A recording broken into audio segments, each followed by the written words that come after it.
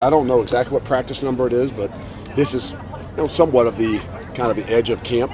And so we'll kind of switch some things up. But we had to kind of come out here in the last few days. We backed off a little bit in some physicality of what we wanted to do. And so kind of was trying to get a feel for having some guys that are dinged up, which you always have, but also trying to be smart about what you're going to do. And I'm happy. I'm really happy that the guys came out today with a competitive spirit, that they worked, battled with each other. We had some really good things and some things we got to get a lot better. But I was kind of curious in the last couple of days, with us backing off just a hair bit on the physicality. I was kind of concerned that maybe we wouldn't have the leadership we needed to continue to do what we have to do here the last, 8 days or so before we really get into game week. But I got to give them a hell of a lot of credit. The guys came out today, they competed, they led. The guys that couldn't go today did a really, really good job at affecting their teammates and their buddies. And, to me, that's a big part of, where this thing's got to go. We do have some really good leadership, but I don't think we can just count on, 2 or 3 guys. Can't just count on, the Matt Youngs and the Mason Postes and the Cooper Catalanos. I mean, and Colton Joseph. We got to count on a lot of other guys. And so there's got to be a group of guys that got to take that upon themselves to understand that leadership never rests. And it's a consistent thing that you got to be every single day. And, that kind of showed today, even with some guys, like I said, some guys that were out today that I think took some steps forward for us as a culture. As far as at this stage of camp, what do you feel the strength of this team is? Where are you especially feeling? I don't know. I think the strength of the team is balance.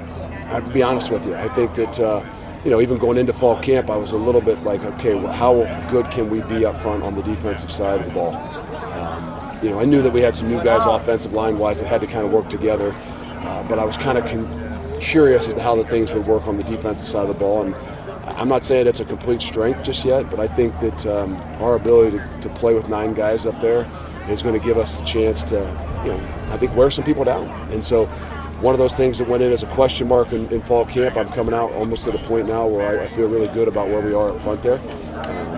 But I still think offensive line-wise, with having some guys that haven't practiced as much, is probably where we got to, these next 8 days are going to be really telling for us to say, hey, how are we going to attack game one, and what's it going to look like, and what's the combination of those guys up front, so that we can not only be smart, because we know we got to get this thing started in the right way, but also understand that this is a journey. The running back room, obviously taking a few dings here. Just what has it meant for a guy like Darian Dupree to be out here every day and giving you the reps that he is? Well, I think that was a big step today for Darian. I think those guys have been, there's been some guys that have been banged up a little bit, and in some ways, Abu's been very good through all of fall camp, and it was a day where I said, I don't know that we need to see a ton of Abu. But there's also a lot of guys that can't take some reps out there as we go in some, I'm not saying live situations, but as close to live situations that we can go. So threw a lot on Darian today to say, hey, can you consistently be the guy that we can look to and get the ball to, and not just bring you in and out, be able to do all 3 phases. And I think he took some steps today. And obviously we got to go watch. But when you're really just reading body language and demeanors and things like that, you're impressed with. Coach Shamar Rigby had to work his way back onto the field in camp. Just what have you seen from him, and how important is he for this receiver? Well, I think he's going to be really important for us, and that's another one of those groups where those guys have battled through some injuries. We had some guys that couldn't go today, and in some of those situations, why we haven't done some 2-minute and things like that over the last few days is just because those guys have had some nagging injuries, and he's been a guy that obviously missed the second half of the last week of spring football and has been very limited coming into fall camp, but a guy that we feel like has really, really high potential.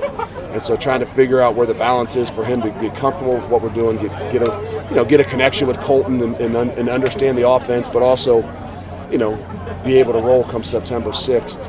I think today was a bigger step for us because he's come back, but he's also been limited, and to see him kind of go out there and say, hey, this is more of a competitive spirit day where we get to see what kind of things, the best we can find out before September 6th on a lot of guys that, we haven't had for a long time. And so you're really curious when the lights come on, what do they really do?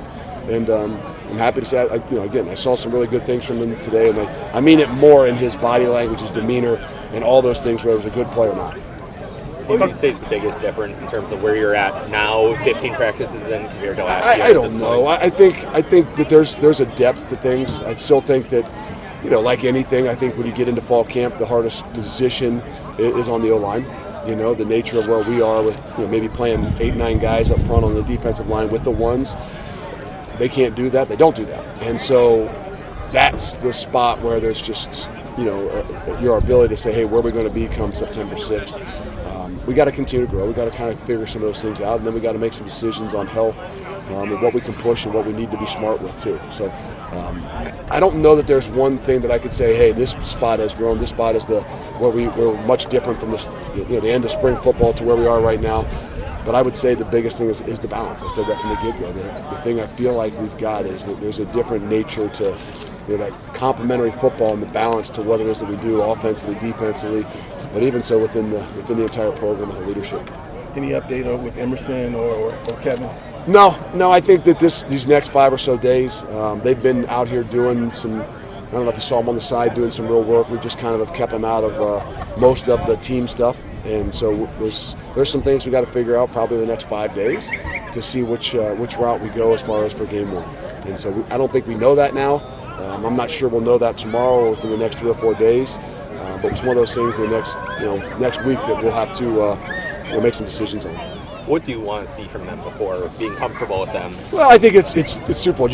We know them. That's a good thing, right? I mean, you take a guy like Shamar that we've only had here since January that we don't really know, and then you take 2 guys like Kevin and Emerson are guys that we've had here for over 2 years, and so you know a lot more about them. Meaning sometimes you got to save them from themselves. If you gave them an opportunity to go out here today and go live, I can guarantee you that both those guys would have said, I'm going.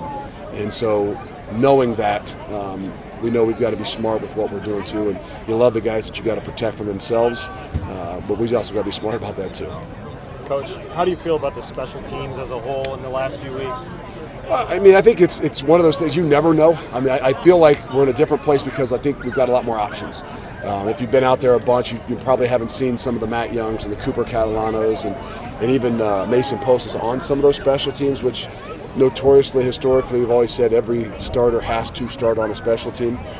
I just feel like we're in a different spot with some depth that we're right now saying, hey, well, I don't know that we have to play those guys on multiple special teams or even, maybe even be a starter right now on a special team because I think that's where our depth is shown. Now, what that means, too, is come September 6th, do you really feel like, Donovan Dunmore can be a field 2 on the kickoff as a true freshman or some of those guys that, John, who you love and think's got a chance to be a great player, can he be a starting guard or tackle on the punt team?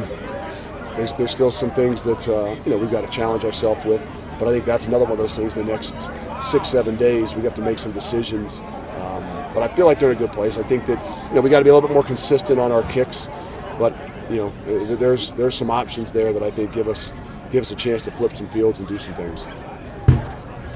Coach, after your first few years here, is there anything different you feel about this time around with camp being ended and the season? I think every year in college football has been unique in that there's a lot of evolution.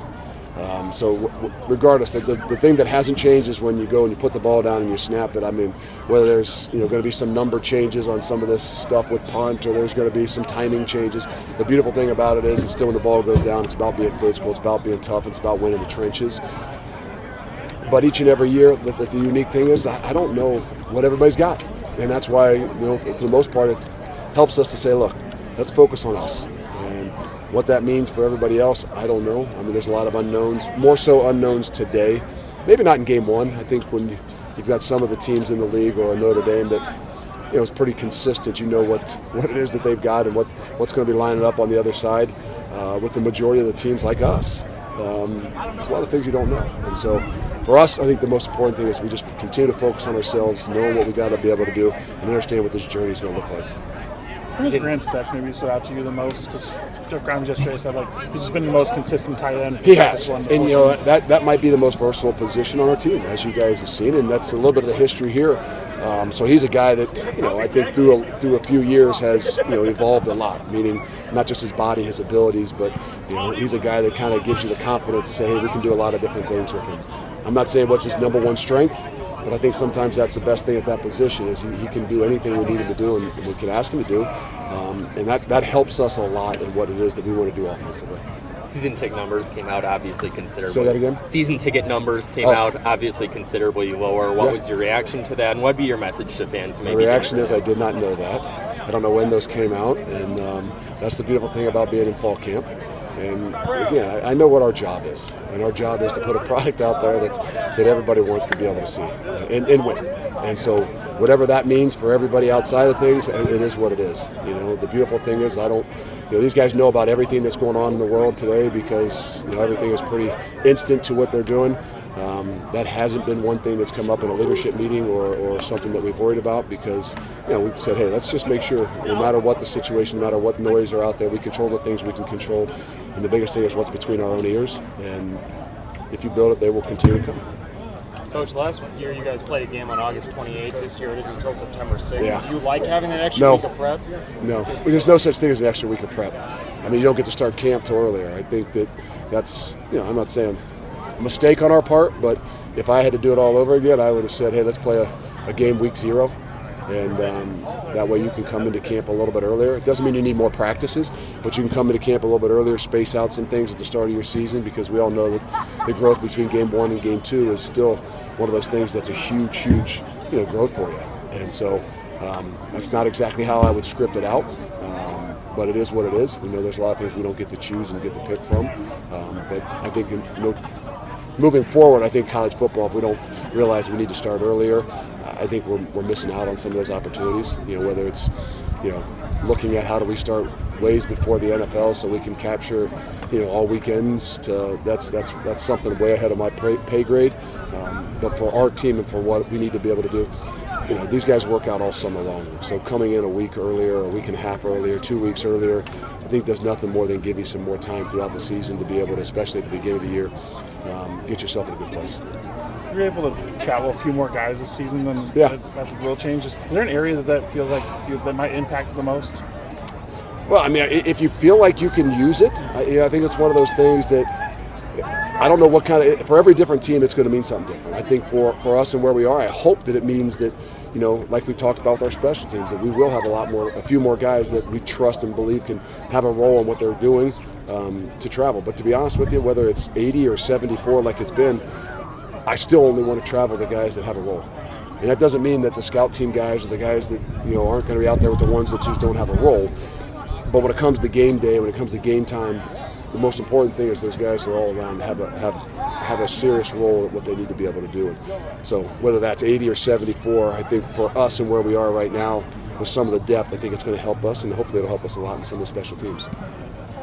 Coach, have there been any position groups that have stood out to you as far as improvements or development? Yeah, I like I said before, I think the interior of our defensive line right now is one of the spots where I think that, I'm not sure everybody knows much about them, and maybe through the first few games, I don't know how much they'll hear their name. I don't know, but I can tell you this, that I think it's a really solid group. I think it's got some depth. I think it's got some heart. I think it's got some different leadership than maybe even we've had. And so I'm excited to see those guys continue to grow and play. And I think that's the group that, defensively in particular has, for me, has stood out in a lot of different ways. Good.